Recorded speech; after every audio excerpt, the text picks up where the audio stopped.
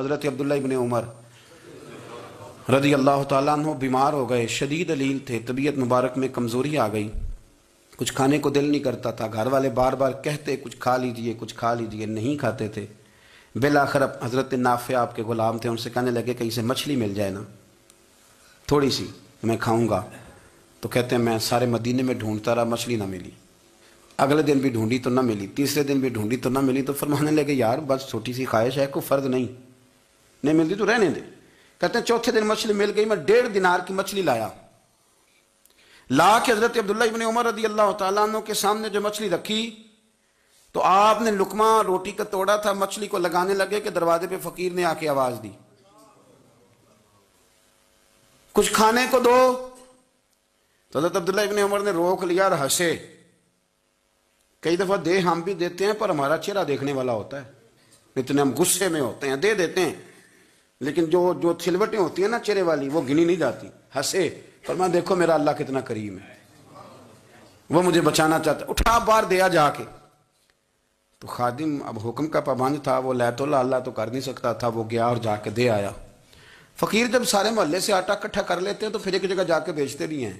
دے آیا، وہ 2 گلیاں آگے گزرا تو میں پیچھے دوڑا گیا، میں نے کہا سچ بتا کھانی ہے کہ بیچنی ہے؟ وہ کہنے لگا جو بھی سبب لگ جائے کر جاؤں گا، آپ نے دے جو دی ہے۔ تو کہتا ہے میں نے اسے کہا کہ یہ 1.5 دینار کی میں نے خریدی تھی، اگر تو 2 دینار کی مجھے بیچ دے تو آج کل مچھلی مدینے میں مل نہیں رہی تو میں اپنے آقا کو دے دوں گا، وہ یہی کھائیں گے، بیمار ہیں۔ تو کہنے لگا جی بسم اللہ، مجھے کیا اعتراض ہے، 2 دینار مل رہے ہیں، 1.5 کی مچھلی، اور 1.5 کی بھی کسی نے نہیں خریدنی تھی، اب تو پک گئی۔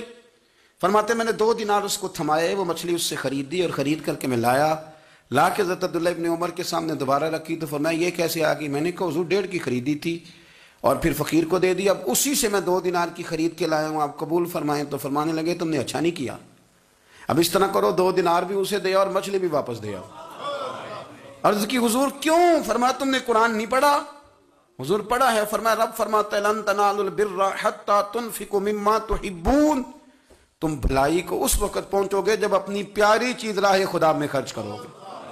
امام غزالی نے لکھا ہے، فرمانے لگے دیا تو وہ حضرت نافع کہتے ہیں میں دینے گیا، دے کے واپس آیا تو کچھ پریشان تھا کیونکہ مجھے بھی 4 دن ہو گئے تھے نا تلاش کرتے، تھوڑی طبیعت میں مایوسی تھی، کتنی محنت سے میں نے لایا اور آپ نے واپس کر دی۔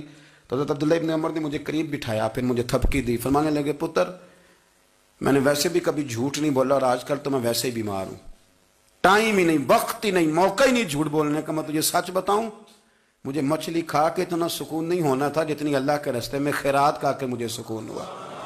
تو تجھے تو میری راحت سے غرض ہے نا کہ مجھے راحت کیسے ہوتی ہے، تو مجھے سکون ملا ہے راہ خدا میں دے، میں نفسانی خواہش پوری کر لیتا تو یہ میرا نفس کل پھر مجھ سے مچھلی مانگتا، پرسوں کہتا نہیں چھوٹے گوشت کی یخنی بھی چاہیے۔ ہم لوگ الجھ گئے ہیں، بہت بڑے قیدی ہیں اپنے آپ کے، بڑے قیدی ہیں، سارا دن اپنی خواہشات کی تکمیل میں بھاگے رہتے ہیں، بڑے بڑے سونے نوجوان، میں ان پہ تنقید نہیں کرتا، مجھے ان پہ ترس آتا ہے۔ جب میں رات کے اندھیروں میں انہیں ٹیلی فون لے کے چوکوں میں کھڑے دیکھتا ہوں تو مجھے رحم آتا ہے، میں کہتا ہوں دیکھو نفس کی خواہش کے پیچھے یہ کیا مثلا آخر کیا ہے اس میں، ایک عورت کے پیچھے تباہ کر لیا اپنے آپ کو، یعنی زیادہ سے یہ کوئی مقصود ہے، یہ کوئی مقصد حیات ہے جس کو مقصد بنا لیا ہے؟ میرے عزیز بات کو سمجھ لیں، اتنا خوبصورت آدمی ہے اور اتنا اس کا اونچا قد کاٹ ہے، اور کیا کس کے پیچھے یہ بھاگا ہوا ہے؟ بڑا سمجھدار، دانشور، عقل مند آدمی، ذی روح بندہ، لیکن اس کا سٹیٹس آپ یہ ملاحظہ کریں کہ وہ 20-40 ہزار کی خاطر جھوٹ بولتا ہے، دھوکہ دیتا ہے، فریب اور فراڈ کرتا ہے۔ ہم اپنی نفسانی خواہشات کے پیچھے اس طرح بھاگتے ہیں کہ ہم اصل سے رہ جاتے ہیں۔ میری باتوں کی سمجھ آ رہی ہے آپ حضرات؟ تھوڑا تھوڑا کر کے، ایک ایک کر کے ان کی باتیں کم مانیں۔ وہ ضروری تو نہیں نا کہ سویرے ناشتہ بازار سے اپنی مرضی کا تگڑا کیا ہے، بازار سے لا کے پوڑیاں چنے بہترین کھائے، اور پوڑیاں چنے ابھی کھائے نہیں، شاپر میں ڈالے ہوئے ہیں، اور وہ لے کے ابھی آ رہا ہے تو ساتھ ہی رستے سے گوشت بھی چھوٹا اچھا لگا تو 2 کلو وہ بھی لے آئے کہ پوڑیاں چنے کھاؤں گا اور دوپہر کے لیے گوشت پکاؤں گا۔ وہ پہلے یہ تو کھا لے صاحب، اس سے تو نجات پا لے، یہ پتہ نہیں ہضم ہوتا ہے کہ کچھ اور کرتا ہے تیرے ساتھ، لیکن وہ گوشت بھی ساتھ لے آیا۔ یعنی ٹیبل پہ، ناشتے کے ٹیبل پہ بیٹھ کے فیصلہ ہو رہا ہوتا ہے کہ ہم نے کیا کھانا ہے، ہم نے کدھر جانا ہے۔ سنگیو یاد رکھو، باتوں کو سمجھو اور غور کرو۔ یہ تھوڑا تھوڑا کر کے جب ہم چھٹکارا حاصل کرنے کی کوشش کریں گے نا، چھٹکارا حاصل کرنے کی، کئی جگہ سے کسی جگہ سے اگر آپ کو تنبیہ ہوتی ہے نا، تنبیہ، اس میں بھی بڑا مزہ آتا ہے، اس میں بڑا. ہمارے ایک بزرگ تھے، تو ایک دن نا میں گیا تو کہنے لگے الحمدللہ آج میں بڑے سکون میں ہوں. میں نے کہا جی وہ کیا ہوا؟ کہنے لگے میں اپنے آپ کو بڑا پیر صاحب سمجھنے لگ گیا تھا. تو ایک وابڈا کے کسی آدمی سے کام تھا، تو میرے ایک دوست نے مجھے کہا کہ پیر صاحب اس کو ٹیلی فون کر دیں، سنا ہے آپ کا عقیدت مند ہے. میں نے اس بندے کو ٹیلی فون کیا تو کہتا پیر صاحب میں عزت آپ کی بڑی کرتا ہوں پر یہ کام نہیں ہو سکتا. کہتے ہیں جب اس نے مجھے کہا نا تو کچھ بھی نہیں، تو مجھے بڑا مزہ آیا ہے، ورنہ میرا تو نفس پھول گیا تھا. میں تو سمجھتا تھا کہ جو میں کہتا ہوں ویسے ہی ہو جاتا ہے. کہتے اس نے تھوڑا سا نا مجھے لیول میں کیا ہے، مجھے مزہ آیا. یہ لوگ نا اپنے اوپر بوجھ ڈالتے تھے، یہ تھوڑا تھوڑا پیچھے ہٹتے تھے، یہ سمجھتے تھے کہ اس طرح تو ہماری تکمیل رہ جائے گی. صبح سے شام تک اگر اسی نفس کی باتیں مانتے جائیں گے تو خرابی کرے گا. دولت کا نشہ ہے بھائی، دولت کٹھی کرنے والا کسی جگہ سیر نہیں ہوتا. حسن کا نشہ ہے، حسن کا نشہ ہے. حضرت ابو بکر شبلی رحمۃ اللہ علیہ فرمایا کرتے تھے جو تیری بیٹی کو خوبصورت سمجھ کے اس کے ساتھ نکاح کرنا چاہے اسے بیٹی نہ دینا. حضرت جی کیوں؟ فرمایا حسن تو تھوڑے دن کے بعد ختم ہو جائے گا، پھر وہ اس کی قدر نہیں کرے گا، وہ تو کہیں اور منہ مارتا پھرے گا. حضرت ابو بکر شبلی رحمۃ اللہ تعالی علیہ کی بیٹی خوبصورت تھی. ایک نوجوان کہنے لگا میرا نکاح کر دیں. آپ فرمانے لگے پتر تو 1 مہینے کے بعد آنا، کر دوں گا. بڑی موٹی تازی خوبصورت صاحبزادی. تو حضرت نے اسے دوائی کھلائی، اسے پخانے لگ گئے. جو پخانہ کرتی ایک مٹکے میں سنبھال دیتے. تھوڑا وقت گزرا تو وہ ہڈیوں کا پنجر بن گئی. مہینے بھر میں دست اتنے آئے کہ کمزور ہو گئی. تو ابو بکر شبلی 1 مہینے کے بعد نوجوان کو بلایا، فرمایا ادھر آ تیرا نکاح کروں. بچی دکھائی تو وہ کمزور بستر پہ پڑی. فرمایا شادی کر. کہنے لگا اس سے نہیں میں نے کرنی. فرمایا یہ وہی ہے؟ کہنے لگا جی نہیں. فرمایا تو کہتا تھا مجھے عشق ہے، کدھر گیا تیرا عشق؟ کہنے لگا حضرت صاحب آپ کیسی بات کر رہے ہیں؟ فرمایا ادھر آ. پھر وہ مٹکا جس میں گند رکھا تھا وہاں لے گئے. فرمانے لگے تیرا اس کے ساتھ عشق تھا، یہ ہے تیرا عشق. فرمایا تو میں 4 دن روٹی کھلاؤں گا پھر تندرست ہو جائے گی. لیکن میں دیکھنا چاہتا تھا کہ تو میری بیٹی سے پیار کرتا ہے یا اس کے چہرے پہ آنے والی کچھ وقت کے لیے سرخی سے پیار کرتا ہے، اس لالی سے پیار کرتا ہے جو جوانی کے وقت بچوں اور بچیوں پہ آتی ہے. کس چیز کے دل دادا؟ یعنی کیا مطلب؟ نفس کی غلامی، سراسر غلامی. اور پلٹ پلٹ کے اور بڑے بڑے سیانے بندے چھوٹی سی خواہش کے لیے. بڑا سمجھدار آدمی، بڑا سیانا بندہ. میں ایک بڑے بزرگ عالم تھے، میں ایک دفعہ ملنے گیا تو پائے پکا رہے تھے، خود پائے پکا رہے تھے. تو وہ بڑے پیار کی بات ہوتی ہے نا جی. تو تامت باندھی ہوئی اور بڑی جناب خستہ حالی اور وہ پائے پکا رہے ہیں. تو میں نے ان سے کہا، میں نے کہا حضرت جی پائے تو کسی اور نے بھی پکا لینے تھے، آپ بخاری لے کے بیٹھتے، چلو میری طرح کا کوئی بندہ آپ سے استفادہ بھی کر لیتا.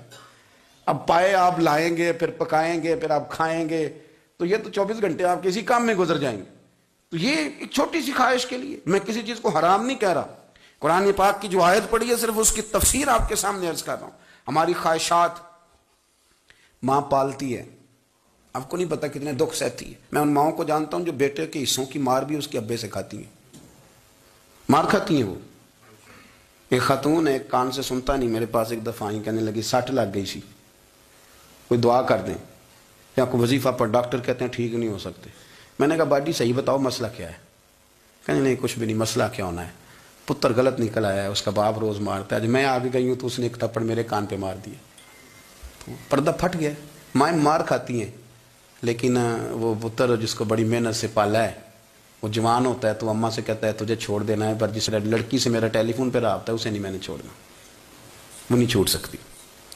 ہر شے کچل جاتا ہے. وہ اماں کبھی لیٹ کے رات کو سوچتی ہے کہ یہ تو میری کل کمائی تھی، میں تو آج بھی اس کے حصے کے تھپڑ اپنی گالوں پہ برداشت کر رہی ہوں، تو یہ کدھر گیا؟ اردشیر نام کا بادشاہ تھا. حضرت محدث ابن الجوزی آج سے کچھ 700 سال پہلے لکھتے ہیں. اردشیر بادشاہ بڑا خوبصورت تھا، جوان تھا، بڑا عقل مند تھا. اس نے اس ترقی کی قریب کی ساری ریاستوں پہ قبضہ کر لیا. بڑا عقل مند زیرک تھا، قبضہ ہو گیا. ایک بادشاہ بڑا سخت تھا، اس کے ساتھ جب پنجہ آزمائی ہوئی تو اردشیر کہتا ہے اس پہ میرا قبضہ نہیں ہو رہا تھا، اور جب ہم نے ساری ریاستوں نے مل کے اس پر حملہ کیا تو ایک قلعے کے اندر قلعہ بند ہو گیا. اردشیر بڑا خوبصورت آدمی تھا، بڑا سمجھدار تھا. تو وہ بادشاہ قلعہ بند ہو گیا، اس نے کہا نکلنا ہی نہیں. اب وہ اندر بند ہے، یک بارگی حملہ کیا تو وہ بڑا بڑا قلعہ تھا اس میں بند ہو گیا. اس بادشاہ کی نا جس پر حملہ کیا، اس کی بیٹی اچانک ایک دن قلعے کی دیوار پہ چڑھی تو اردشیر کے حسن و جمال کو دیکھا تو عاشق ہو گئی. اور اپنے ہی باپ کے خلاف اسے کہنے لگی کہ اگر تو میرے ساتھ شادی کا وعدہ کرے نا تو میں تجھے رستہ بتاتی ہوں حملہ کرنے کا۔ اس نے کہا میرا وعدہ رہا، تو رستہ بتا۔ اس نے رستہ بتایا اس لڑکی نے، اور بادشاہ نے حملہ کیا تو اس کا باپ قتل کیا، اس علاقے پہ قبضہ کیا شادی کے وعدے پر۔ ہاں ہاں، نفسانی خواہش بندے کو اندھا کر دیتی، نہیں سمجھ آتی اس کو میں کدھر جانا ہے، اندھا کر دیتی۔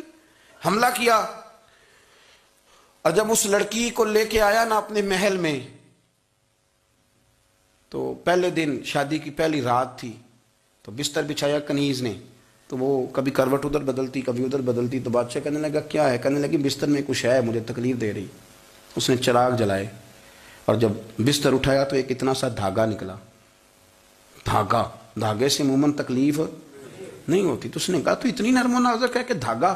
کہنے لگی میرا باپ نا میرے ساتھ اتنا پیار کرتا تھا کہ روز میرا بستر بھی خود بچھاتا تھا، اور اس نے آلہ رکھا ہوا تھا، وہ ناپتا تھا کہ کوئی پایا اونچا نیچا تو نہیں، میری بیٹی کا بیلنس سوتے وقت خراب نہ ہو جائے، اور میرے لیے گوشت اور کپڑے بھی خود پسند کر کے لاتا تھا، کھانے پینے کا خود خیال کرتا تھا۔ اردشیر کہنے لگا اچھا وہ اتنا پیار کرتا تھا، اور پھر تو نے اس کے ساتھ کیا کیا؟ کہنے لگا بلاؤ کنیزوں کو بلایا، فرمایا اس کو اٹھاؤ اور جلاد کے پاس لے جاؤ، اسے کہو کہ اس کے بال ایک گھوڑے کے ساتھ باندھے، پیر دوسرے گھوڑے کے ساتھ باندھے، اور ایک گھوڑا ادھر بھگا دے کدھر بھگا دے۔ یہ جس کے باپ نے اتنا پیار کیا، یہ نفس کی اتنی غلام ہے کہ اس کی وفادار نہیں رہی تو میری وفادار کیسے بنے گی؟ اس نے اتنے نازوں سے پالا کہ دھاگا اسے برداشت نہیں۔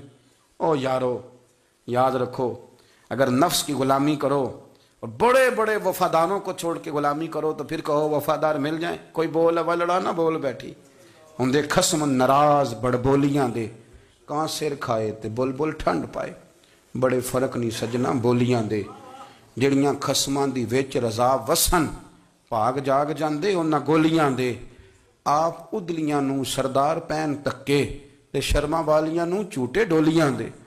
اپنے نفس کے پیچھے چلو کہ تو یہ تباہی ہے، جب ہم نے کسی سے وفا نہیں کی تو یہ کیا امید ہوئی کہ دنیا ہم سے وفا کرے گی؟ اللہ رسول کی مرضی کے مطابق اصول پسند زندگی بنائیں، ایک ایک کر کے اپنی خواہشات سے پیچھے ہٹیں، تھوڑے پہ گزارا کرنا سیکھیں، اپنے نفس کو سمجھائیں۔ ضروری نہیں کہ روٹی ہر وقت مزے کے لیے کھائی جائے، کبھی کمر سیدھی کرنے کے لیے خشک روٹی بھی کھا کے دیکھو، کبھی سادہ کھانا اس پہ بھی اکتفا کرو، کبھی تھوڑا کھا کے اچھے طریقے سے سادے کمرے میں بھی اللہ کو یاد کر کے دیکھو۔ نفس کے پیچھے نہ بھاگیے گا، تباہی کرے گا۔ رب کریم سمجھنے کی توفیق رفیق عطا کرے۔